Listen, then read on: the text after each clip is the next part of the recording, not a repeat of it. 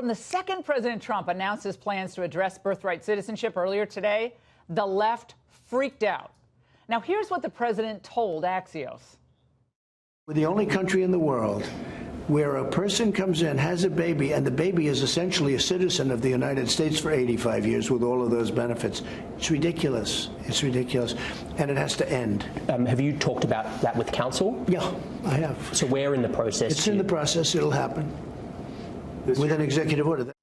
An executive order. Now, predictably, Open Borders media types were quick to denounce the president and condemn his even raising the idea of ending birthright citizenship. As if we needed it, there's more evidence that immigration remains the president's animating issue. His new proposal to end birthright citizenship. He's talking about birthright citizenship, and I think he's done that just simply to inflame the issue. I mean, this is the hardline immigration message.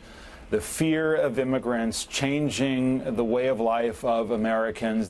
Really harkens back to some of the darkest chapters in America's history when in 1857, the Dred Scott decision.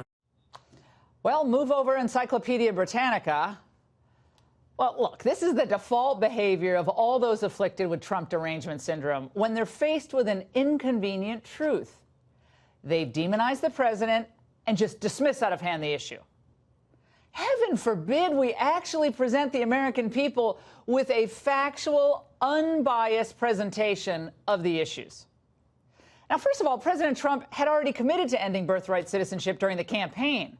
So aside from his mentioning the drafting of an executive order, the pathway to fulfilling this promise, hardly a newsflash. And why is this an important issue in the first place for the president and so many of his supporters, and I would dare say Democrats as well? A lot of it goes to the money. Consider the number of children born to illegals each year. Back in 2010, the Center for Immigration Studies estimated that between 300,000 and 400,000 are born to illegal aliens in the United States annually. Now, that figure is bound to be a lot higher today, given the new research that the number of illegals in the U.S. is at least double what was originally thought, or about 22 million. So let's conservatively say that 400,000 children are born every year in the United States to illegal immigrants. Well, those are people that hardworking U.S. taxpayers have to educate and for whom they provide health care and, in many cases, food stamps, obviously infrastructure, et cetera, et cetera. CIS estimates that the annual cost to the U.S. taxpayers of children born to illegal aliens is a staggering $2.4 billion.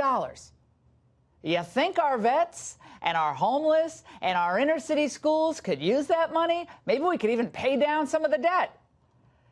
Well, to burrow down a little further, a 2015 CIS report found 51% of immigrant-headed households used at least one federal program: cash, food, housing, or medical care, compared to only 30% of native households.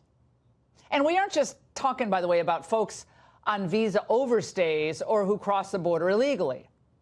Many of you would be stunned to know that there are entire industries, both here and abroad, that are now devoted to gaming the birthright citizenship system. It's called birth tourism, and it's become big business in the United States, attracting immigrants from China, Taiwan, Mexico, Russia, and Turkey.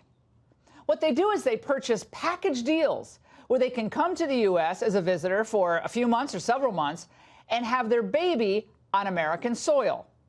For upwards of $50,000, these foreigners are guaranteed U.S. citizenship for their children. It's wild. And that furnishes them, of course, with preferential college treatment when the kids reach age 18. And they also can sponsor their parents for green cards on their 21st birthday. That's pretty nifty. Now, I'm sure this is what our founders intended when they were drafting the 14th Amendment, right? Now, contrary to what Obama and so many on the left are saying today, President Trump, by questioning this birthright citizenship, mantra, is provoking a conversation that I think is sorely needed in the country. So rather than just castigating the president or caricaturing his position, why not have a substantive debate on it? How we want to proceed with immigration in the United States seems like a worthy conversation to me to have, especially during the midterm election. And up until now, Trump is the only president who's been willing to have that debate. What are the Democrats afraid of here? And that's The Angle.